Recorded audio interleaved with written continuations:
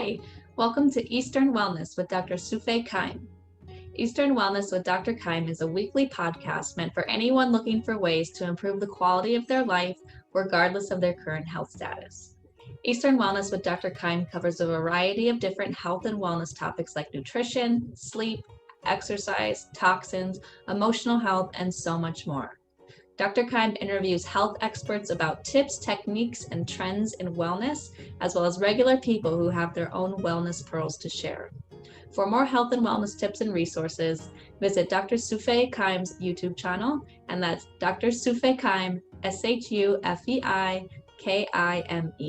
Thanks for listening. On today's episode, I sit down talking with Dr. Alan Bonebrake. And I met Dr. Bonebrake 6 years ago in the seminar, and he is a chiropractor, and I was sitting in his class. And so, Dr. Bonebrake, could you tell us about yourself and what you do and area of expertise? Okay, well, I'm a chiropractor with a Master of Sciences degree emphasizing human nutrition, master herbologist, master acupuncturist, a diplomate in personal injury and spinal trauma, fellow of the Academy of Diagnostic Physicians, and a certified diagnostic physician. I've taken over $1.5 million in professional seminars, read over 10,000 professional textbooks and periodicals. In addition to having seen over 40,000 patients, over 3,000 of which were upper level athletes, and taking care of 12 professional sport teams, including over 800 professional athletes, I've been teaching seminars to professionals beginning when I was in chiropractic college. And I teach neurological and biochemistry techniques to help patients get better quicker and with a lot less effort, which you know because you've taken them all. So, so are you still teaching? Are you still practice? Or just? I practice a couple of days a week. Mostly I'm preparing for seminars on the weekends, which I teach 2 or 3 weekends a month. Okay, so you still practice in Texas? Yes, in the North Dallas area, correct. Got you. So what are your 3 top wellness tips? Well, the things that I tell absolutely everybody to do to help everyone is drink and cook with distilled water only, get off milk products, eat at least 50% raw fruits and vegetables, hopefully getting it up to 70 to 80% with proper food combining. The third one is to take a stroll on the grass daily, hopefully barefoot for 15 to 30 minutes in the fresh air and sunshine. Okay, tell me about that, the distilled water, the first one. Why distilled water? Distilled water, actually I didn't go into that with any preconceptions. When I was in chiropractic college, I went to Davenport, Iowa, and I remember filling the first glass of water. I held it up to the light, and it was so foggy I couldn't see the other side. And my mind was like in a fog for several months. And they had somebody who delivered gallons of water in glass gallons, and they had spring water and distilled water. So I was thinking, well, maybe spring water. I've heard a lot about that. And I went to spring water, and about half of the fuzz went away in my mind. It did that for several months. And then I thought, well, I wonder if distilled water would do anything. So I went on that, and my mind cleared completely up. Now, when I went into practice, everybody asked me what type of purified water was the best. I said, I don't know, what type are you doing? And I would write it in their file. One of the things that I found was that the people on distilled water far and away did better than any of the rest of the people.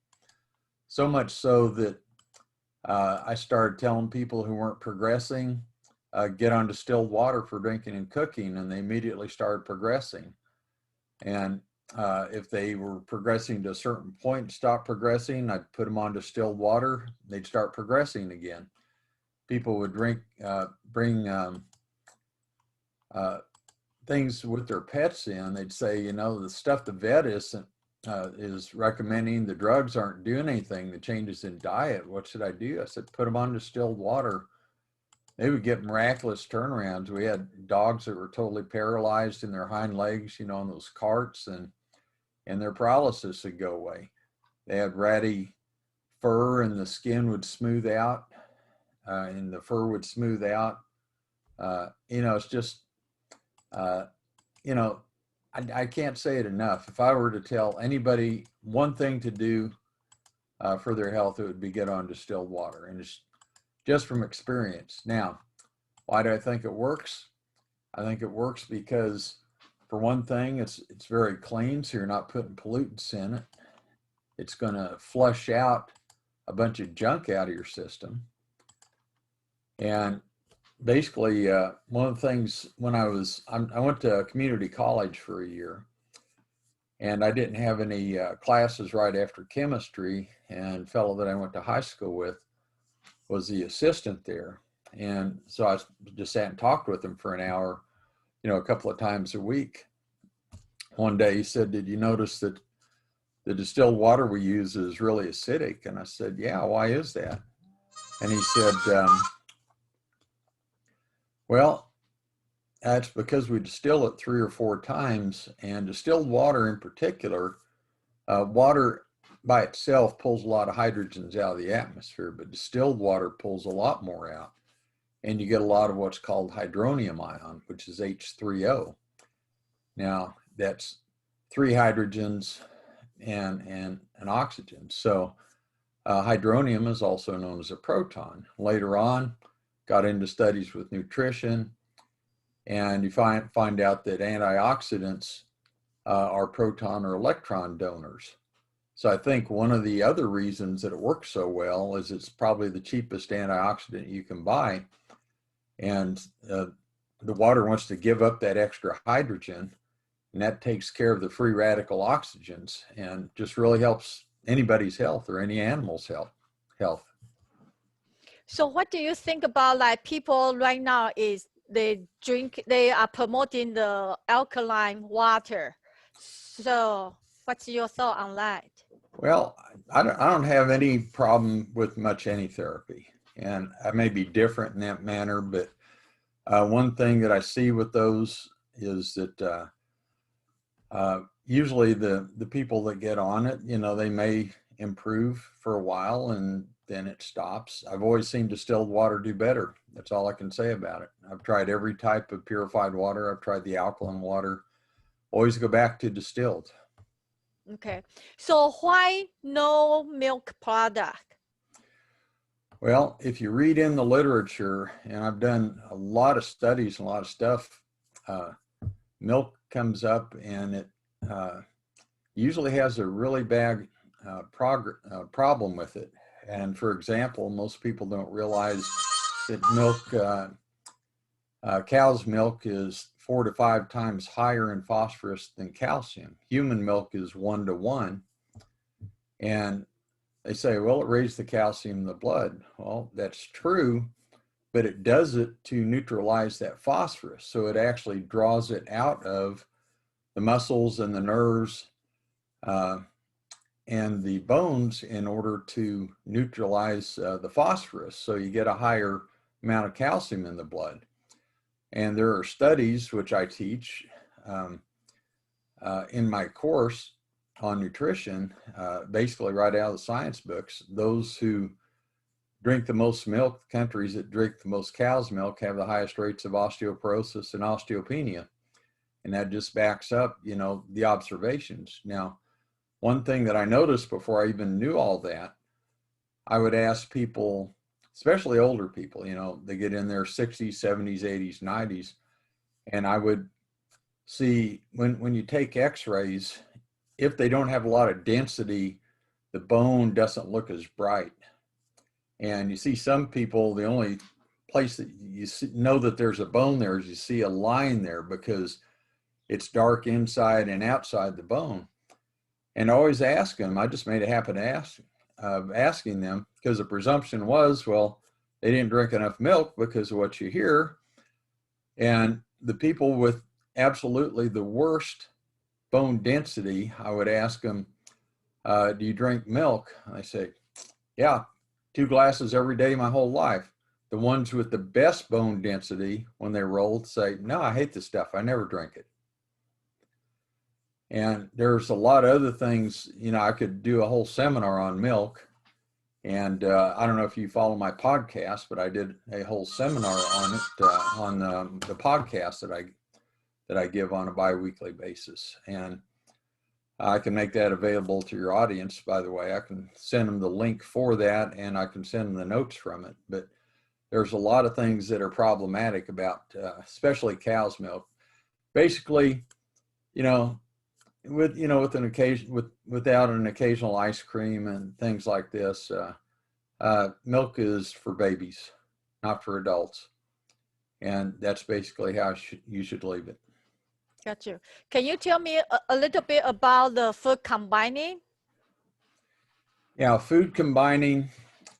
There's a lot of things that people read about it. I tend to go in one part from observation. The rest of it is strictly from science and biochemistry textbooks. First one is when you eat fruit. I say basically there's 3 types of food combining. First one is when you eat fruit, just eat one type, eat the peel, eat the seeds. With juicy fruits, wait an hour before you eat something else. With the denser fruits, wait 2 hours before you eat something else. Don't combine even one type of fruit with another type of fruit, because they have different types of chemistry, and it upsets the digestion. And I tell people a lot of that. A lot of women like fruit cocktails, for example, and they're having a lot of trouble with bloating and gas. And I said, well, just eat one kind of fruit and their bloating and gas goes away. It's a matter of combining those fruits. And I don't even want you combining yellow apples with red apples or red apples with green apples. If you eat yellow apples, that's all you get that meal. If you eat green apples, that's all you get, for example. Eat the peel and eat the seeds. Now, the second type of combination is a couple of leaves of green leaves. And you want a type of carbohydrate, any type of carbohydrate combined with raw nuts, seeds, or legumes, which are beans, peas, and lentils. Now, the raw nuts, seeds, and legumes are high in lysine and tryptophan, which are very low in other ones. And basically in adults, we have 8 required essential amino acids that we have to get from foods. Children have 10. So you got to make sure you combine them properly. That's one of the problems that I see in vegans. They don't tend to know that, and they just think, well, I'm eating high quality food. Well, you have to know how to combine the food so you get the proper complement of amino acids also. And the third combination is just green leafies plus animal protein. And there's a whole lot more around that about the digestion and production of alcohol in the system, causing fatty liver and putrefaction in the intestine, causing all sorts of bizarre symptoms in the body. But basically, we recommend those in that way, plus the proper way to chew to help the digestion work right. What do you mean proper way to chew? Okay, proper way to chew. Basically, you look at animals that are vegetarian and they have molars and they chew to a watery state. Those that are carnivorous basically have sharp teeth. They rend and they swallow. They can't chew. Now, in your mouth, you have saliva. The more you chew, the more alkaline it becomes. It only digests plant starches, has absolutely nothing to do with animal protein fat digestion. The first 2/3 of the stomach is only a storage area. No digestive fluids are produced there whatsoever. The last third is very acidic, and The body puts hydrochloric acid in there, and pepsinogen at 2 pH turns into pepsin. And if it ever goes above 5 pH, it's inactivated and can't revert back again. Now, things that cause it to go over 5 is drinking with and around meals and digestion too much, saliva, which is alkaline, and sugar, which neutralizes the hydrochloric acid. So we tell people last time you should drink is 15 to 30 minutes before you eat. If you absolutely have to drink anything during the meal, it's just small sips because you don't want to dilute the digestive enzymes much. And maybe 3 or 4 swallows at the end of the meal just to clean out your mouth and throat. Now, until your meal is fully digested, maybe 4 ounces of distilled water every half hour. Now, the juicy fruits take an hour to digest. So after that hour is done, then you can drink more. The firmer fruits, 2 hours. Same with that. Carbohydrates, 2 hours. Animal protein, 3 hours when you chew and drink water like we're telling you to. So when you combine plant starches and animal proteins, the fiber from the plants tends to up the putrefactive poisons in the system. And when you chew like animals, the carbohydrates, you chew to a watery state, so it goes through the stomach very quickly. It's alkaline in the mouth, it's alkaline in the small intestine. Animal protein has to have the first phase of animal protein digestion in the stomach. It breaks down the complex protein into polypeptides. And then it goes through the pyloric sphincter into the small intestine where it's alkaline again. Then the pancreatic enzymes breaks that down into individual amino acids, and then they're absorbed. Now, the stomach does not know when something's digested or not. Only when it's small enough and liquid enough, it passes through the pyloric sphincter into the small intestine. So if you chew animal protein to watery state or you eat ground meat, it tends to pass through quickly. You get a lot of putrefactive poisons. Putrefactive poisons are neurotoxins. They poison your nervous system. One of the things that I do with people that come in that have a lot of problems, I can get off animal protein 2, 3, 4 weeks. And then the body stops producing the putrefactive poisons.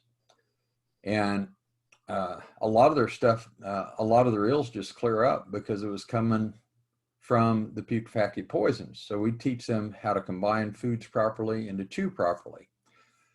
Now, when you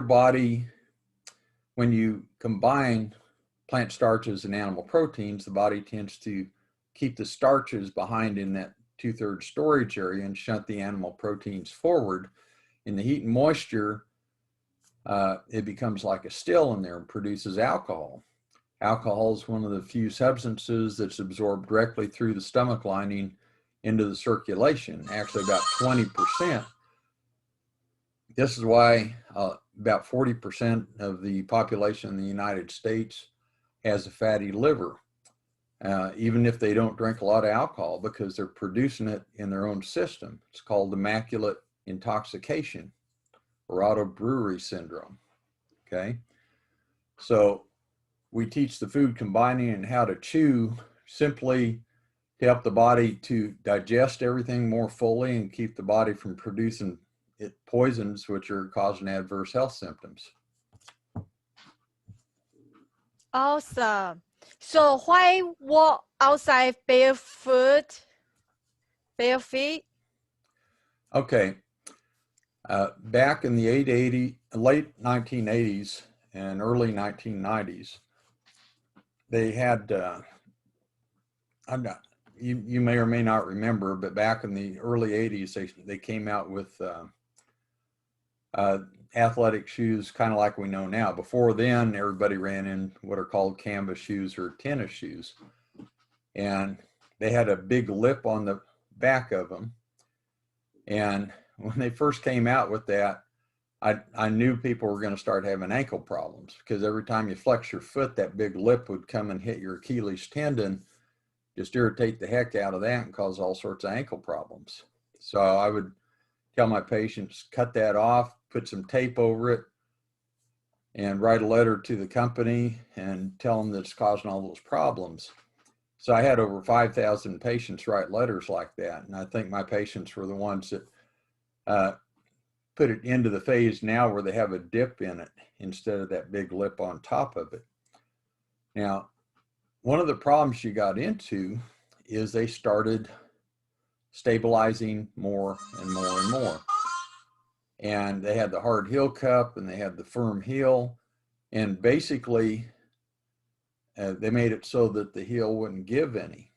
And this started causing a lot of problems. They came out with studies showing that, yeah, you had maybe less injuries, but when they did turn their ankle, it caused worse injuries in that it was stabilizing so well, it's like they were keeping it in a cast. So a lot of those muscles were losing development and they got very, very weak, and the tendons and ligaments did also.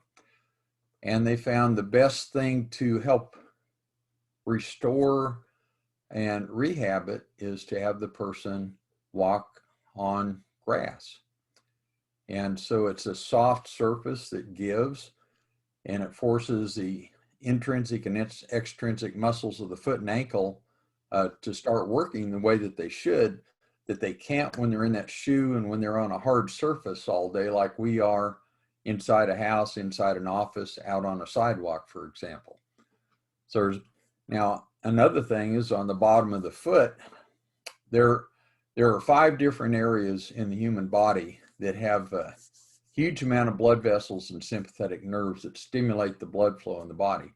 It's the palms of the hands, the palms of the feet, the nose, the lips, and the ears. So when you're walking barefoot, you're stimulating those nerves that stimulate circulation through your whole body. And knowing these things, and I teach this in my courses, this is probably why you have hand and foot reflexology and acupuncture, auriculotherapy, nose acupuncture. It's probably because all those sympathetic nerves there that they have such a broad influence on everything in the body. Awesome. So what is your favorite success story? My favorite one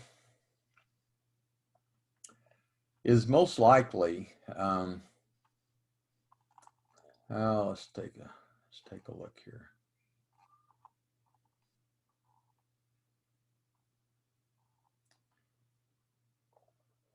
My favorite one most likely is I was taking care of the fellow who came up with the idea for the Boeing 777 airliner.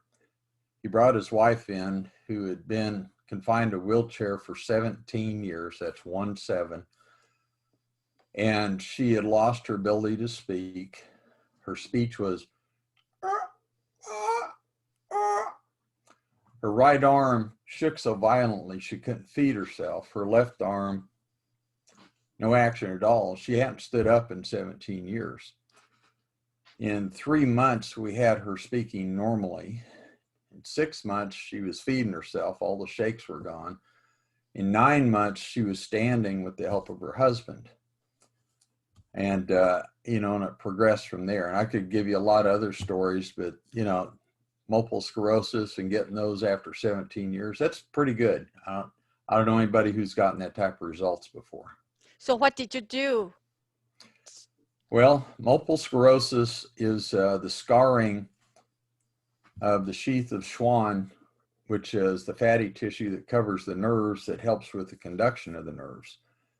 And basically, some of the stuff that we teach in the seminars is how to break up scar tissue. So we immediately started working on her and breaking up the scar tissue. We changed her diet. And of course, she was on a catheter.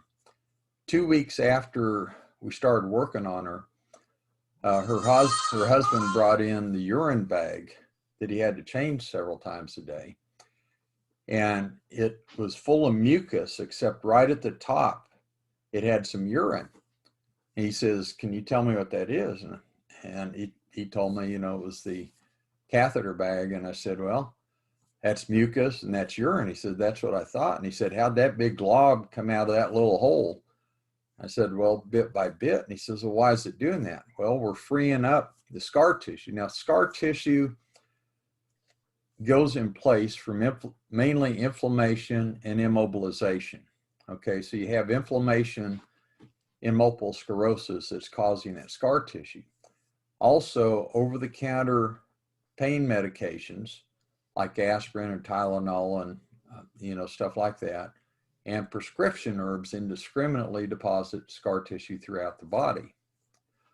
So one of the things that we teach in our nutrition course is how to get the inflammatory agents out of your diet. We don't just try to suppress it. We show you, okay, here are the things that actually cause it. And we see some miraculous changes coming out of things like that. And I've gotten people off of canes, just in a visit or two, just by doing some of the neurological stuff that things that we do. And anyway, you get some miraculous changes like that. And we're just working with the body's normal physiology. The body is the thing that's changing it. But we're just recognizing where the cause of it comes from. And we're getting things like that done. And you see just dramatic changes, even in cases that you would think, according to mainstream logic, there's no way that somebody's going to come out of that. Awesome. So what's the best health and wellness advice you've ever given?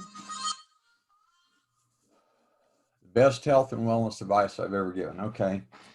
Well, I was sent a patient who was taking 10 grams of vitamin C a day for 10 years, approximately, a little bit over when she first came in. And she was diagnosed with clinical scurvy by an MD, and rightly so. She had gotten divorced a year earlier, and she told me she ate nothing but Twinkies and Ding Dongs, for a full year. And her teeth were loose, and her gums were bleeding, her hair was falling out, her vision was blurred, chronic fatigue, all sorts of stuff. So he helped her diet some, and he put her on 10 grams of vitamin C. Now, the way that is normally done, they give to bowel tolerance. So if the bowels become too loose or watery, you back it up just to where it isn't that. Now, she did that, and about 7 years out, she started having all sorts of bizarre symptoms. Her hair was falling out, her vision blurred, chronic fatigue syndrome, fibromyalgia, had trouble thinking straight. Said when she talked, it sounded like she was in a barrel. She had sharp pains in both hips, like a hot poker. And now I worked on her, and she didn't want to get off that vitamin C. And we worked on her physically and got rid of most of the fibromyalgia type symptoms, but the rest of those remained there. And so, she was reticent to get off any vitamin C at all. And I said, well, let's try going down to 7 grams. And in about 4 days after that, it corrected her blurred vision, she began to think straight. And she went there, for about 3 months, and she didn't want to drop it down anymore. I said, let's drop it down to 5 grams a day. That corrected the chronic fatigue and the sounds like she was in a barrel. And she didn't want to drop that any further. So about 3 more months before I could convince her to go down to 3 grams a day. And she went down to 3 grams a day, and the sharp pain in her hips went totally away. So most of her symptoms were coming from overdosing on vitamin C, even though she was taking it the way everybody said to take it. I saw her several months later. I said, are you still on 3 grams of vitamin C a day? And she said, oh no, I got off the stuff. It was killing me. But I tend to take people off of far more supplements than I put them on. Mm-hmm. Because of things like that. I recognize the overdose properties, and a lot of people don't, and they just don't realize that even with small amounts. I'll give you another example. A couple of years ago, I was given my Part 4 seminar on nutrition up in New England. And a female chiropractor there called and said, you know, I see on your brochure here that you help with hair falling out. And I said, yeah, we have 4 or 5 things for that. Another one called because her baby was having colic. And the normal thing you do with colic is you put the baby in front of a window and have it get sunshine, you know, 15 minutes a day or so. But that wasn't working. So one of the first things that we cover in that seminar after the distilled water is vitamin A, and we give the toxicity effects of it. And one of the toxicity effects is hair falling out. And she heard that, and she called me 3 weeks after the seminar. She said, I was only taking a single capsule of vitamin A day. I got off of it. My hair quit falling out a week later. Now, 3 weeks later, I just wanted you to know my hair is growing in thick again. And she, you know, it's beyond belief that just taking a single capsule of vitamin A day could do that, but yes, it can. The other woman, because she read, and rightly so, that vitamin A is necessary for the immune system of the baby, was only taking a single capsule of vitamin A day. She stopped it. 4 days later, the colic stopped. And the baby was over 3 months old, by the way, okay? So I get somebody that comes in and they're taking a whole lot of supplements. One of the first things I do is I start talking diet with them and distilled water, and I say, let's get you off of all of those supplements and let's figure out which ones you may really need. I had one lady come in, she was taking 88 supplements a day. She was a multimillionaire. We got her down to 8 a day. She was under high stress, and she was in much better health, you know, at 8 a day than taking 88 a day. And, you know, she had a whole lot of other stuff going on. But anyway, those are just a few examples of that. Awesome. So what's the most challenge, what's the most common challenge to health and wellness you are seeing in your practice right now? Probably that both doctors and patients aren't relying on basic diet, easy exercise, and sunshine much at all, but fancy gadgets and supplements. Instead of telling people to go out and take a walk for 15 to 30 minutes a day and get the sunshine to get their vitamin D, they're telling them to take a capsule. And, you know, one of the things about vitamin D is you take too much vitamin D, it causes pathological calcification of the organs. That's been known for decades and decades. There's a book out called Pathological Calcification. It's on that very fact. And I have a bulletin from Mayo Clinic talking about atrial fibrillation, which you never heard of before the early 2000s. All we heard about was ventricular fibrillation. And basically said that overtaking niacin and vitamin D causes ventricular fibrillation. And when I see somebody come in with ventricular fibrillation, their nutritionist, their MD, their chiropractor, it's been telling them to take, you know, the niacin and or the vitamin D, because vitamin D, after all, acts like a hormone and affects a whole lot of things. And niacin helps clean your arteries out. So before that, medical doctors basically were on the bandwagon with vitamin B12. But in the early 2000s, they started giving pharmacologic doses of niacin and vitamin D. And unfortunately, you have these other symptoms that pop up with it. Nobody traces it back there because after all, you know, how can a little bit of those vitamins that are supposed to do so much good be causing a lot of harm? But it's right there in the literature that it does, even in the Mayo Clinic literature. Awesome. Who is a health and wellness innovator you admire and respect? I would have to put right up there, and I can name a lot of names, but Hugh Reardon, who's an MD in Wichita, Kansas, he had a mostly nutritional practice. He was a psychiatrist. He was one of the co-founders of the Orthomolecular Society, was absolutely without any type of bias at all. We referred patients back and forth. I learned a lot from him. He saw patients from all 50 states and every country in the world at the Center for Human Functioning. And by the way, if your audience wants the best online nutrition research library, have them subscribe to the Center for Human Functioning in Wichita, Kansas. There is nothing like it anywhere else. Awesome. Yeah, that would be good. Are there any new health and wellness trends you want to try? Well, I'm for anything to hasten wellness in the most, and especially in the most inexpensive manner. I would say laser, but I used that for years after it first came out. I knew the guy who invented the first laser for health. It was a chiropractor from Pittsburgh, Kansas, of all things. Nobody tells anybody that. He was an absolute genius. But what I do now is much quicker and more efficient and a lot cheaper in most cases. Okay. So